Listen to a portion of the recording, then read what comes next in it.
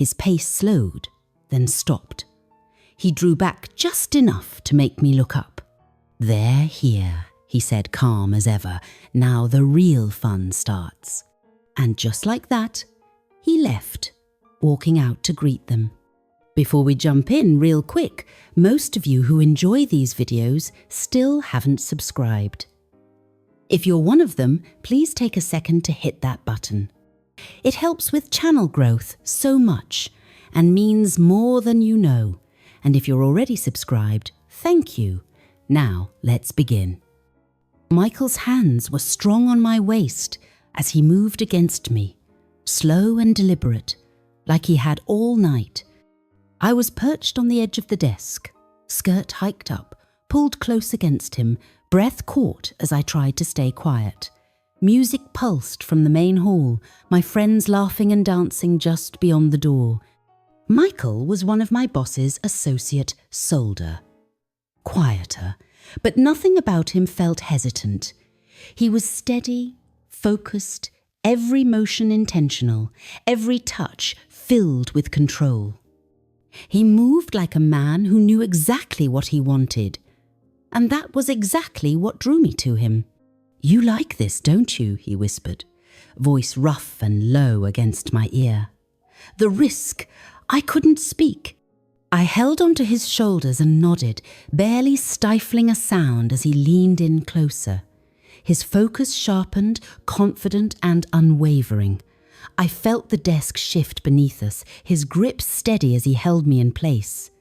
I didn't want him to stop. The sounds from beyond the door music, glasses clinking, laughter only intensified everything. My best friend was right there, so were the other guests, and I was tangled up with a man I barely knew, like I never wanted to let go. I covered my mouth with my hand, breath trembling, barely holding myself together.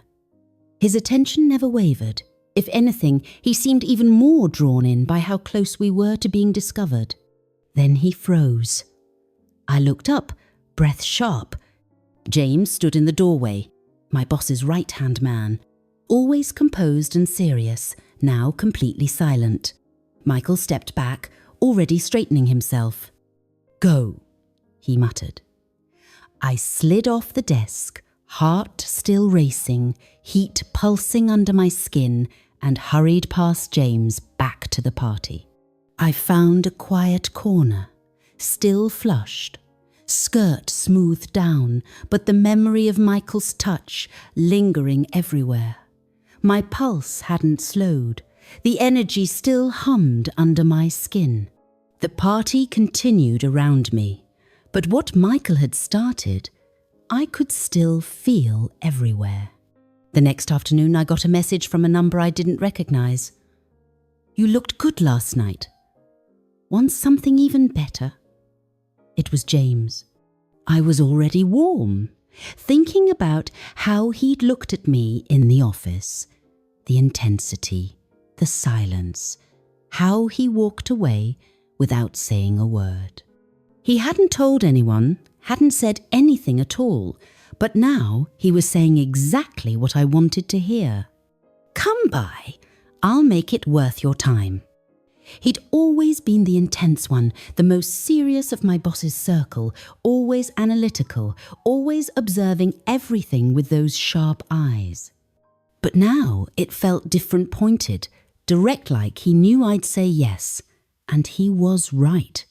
I had a weakness for confident men, especially ones like Himon who carried themselves like they didn't need to chase anything, men who let you come to them. Michael had lit a fire in me, but this was about to fan it higher. I didn't bother with excuses. I told my roommate I had errands to run, then got dressed without overthinking it, something simple, something casual. The drive over was quick. I barely remember the streets, just the low hum in my chest, the pull that hadn't let up since last night, and the way my legs felt unsteady the second I saw his name on my screen. When I pulled into the driveway, the front door was already open. He was waiting. I stepped inside and shut the door behind me. James was standing by the window, one arm resting against the frame, watching me like he'd been expecting this all along. He didn't smile, didn't speak, just crossed the room and wrapped his hands around my waist like we'd done this before. His lips found mine before I could even breathe. There was no hesitation, just heat, immediate and focused. I leaned into him, my fingers gripping his shirt as his hands pulled me closer until my back met the door. Clothes came off fast. His fingers found every clasp like he'd memorized them. My dress slipped to the floor without a sound, and his shirt vanished as I reached for it. Nothing felt rushed, just inevitable. I moved in again, but he stopped me gently with a hand on my shoulder. "Slow," he said, voice low and steady. Then he guided me down. I lowered myself to the plush carpet, his hand staying light, but assured on my shoulder. I didn't need instruction. I already understood what he wanted, and I wanted it just as much. I leaned forward, letting instinct take over. His breath hitched quietly, fingers threading into my hair in a way that felt steady, not controlling. I set the pace deliberately, slow and careful at first, watching his reactions and listening to the way his breathing changed. He didn't say a word, but I could feel the tension build, every shift of his body, every subtle inhale. I adjusted, watching him respond. His jaw tensed, his eyes locked on mine, his whole body leaning into the moment. When he finally pulled me back up, his chest was rising unevenly. Without a word, he scooped me into his arms. I laughed softly, caught off guard, my breath short as he carried me like I weighed nothing. The hallway blurred around us, but the tension sharpened. The bedroom door was already open. He didn't stop. The moment I landed on the mattress, he was with me, not frantic, just sure. His hands traced my thighs as he knelt beside the bed, spreading them with calm, deliberate care before leaning in. I arched instinctively. He started with a whisper of touch, barely there, coaxing reaction from the smallest movements. Then he adjusted, just enough to keep me off balance, changing pace before I could settle, shifting pressure, exploring with precise attention. I couldn't hold still, my fingers twisted in the sheets. He never gave me what I expected, always one step ahead, always drawing me further in. By the time he moved up, I was shaking.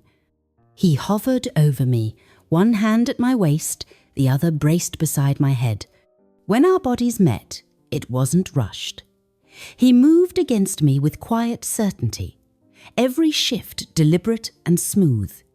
I held onto his arms as he found a rhythm that kept tightening the tension without ever breaking it. Then he adjusted the angle, changed the pattern. My back arched, breath stuck in my throat, everything winding tighter. He wasn't just confident, he was precise. He read my reactions and adapted instantly.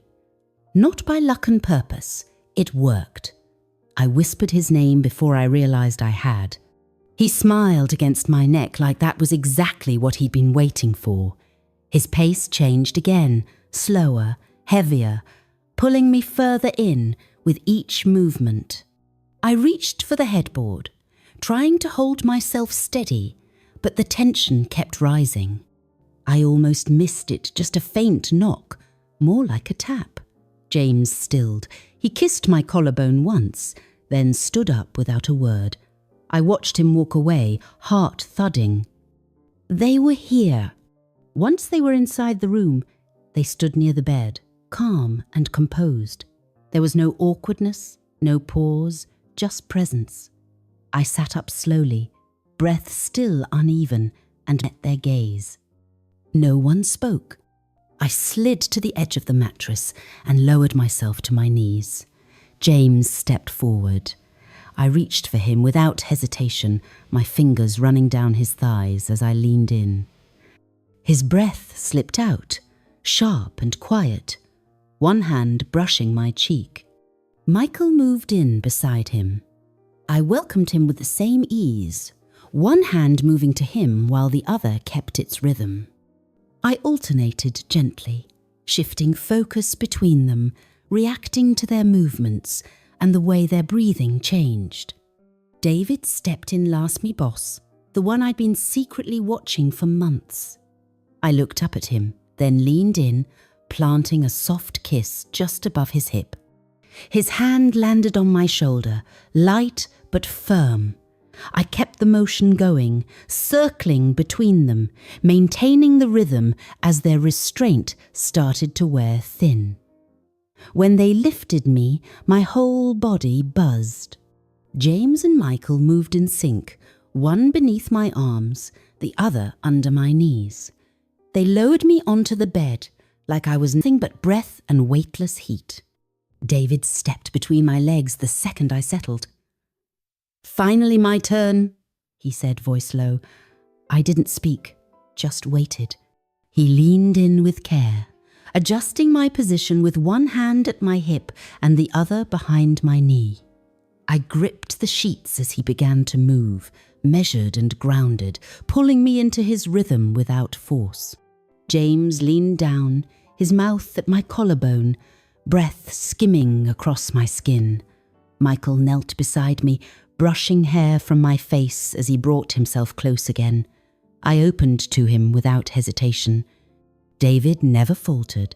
His movement stayed calm, steady. James's lips travelled lower, teasing warmth across my body. Michael brought my hand back to him, guiding me without words. I was surrounded hands, mouths, breath, motion. I couldn't keep track. I didn't want to. When David pulled back, the shift was seamless. James and Michael moved again, lifting me mid-air. One held my back, the other my legs, and they eased me onto James with practiced care. I wrapped around him instinctively. He was already ready. Then Michael stepped in behind. His hands landed at my hips, holding me in place. What followed was slower, heavier. I gasped, a rush of air, no sound. My head dropped back against Michael's shoulder as the motion between them locked into one steady rhythm.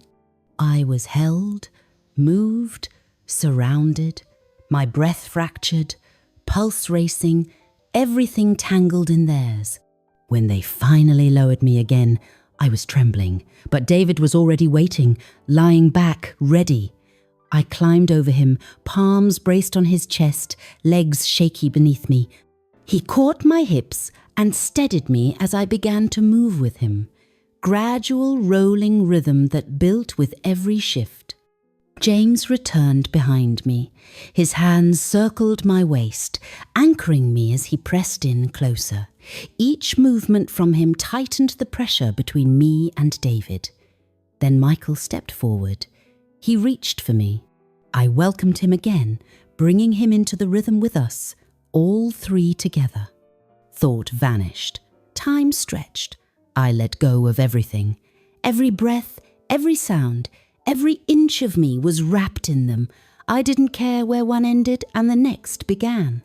David was first, his breath caught, hands gripping tighter as his body went still. James followed, his rhythm faltering, a sound low against my shoulder before he slowed. Michael pulled back last, breath stuttering, gaze locked on mine as the air around us went quiet. Stillness fell. I collapsed onto David, body weak, lungs searching for air. My limbs were useless, my skin flushed and buzzing. No one spoke. They stood around me, present, grounded, watchful. I stayed where I was, eyes half closed, unsure how much time had passed. Then I felt it, a familiar touch at my waist, a shift behind me, a presence I already knew leaning in, slow, patient, certain. My eyes opened. It wasn't over. I didn't hold back. I gave them everything I had, and they didn't let it go to waste. Be honest, would you want to be there too? If you were, what would you be doing? Tell me in the comments. I'll be reading. Before you leave, don't forget to like, subscribe, and turn on notifications by clicking the bell icon so you never miss the next one. Thanks for watching. See you soon.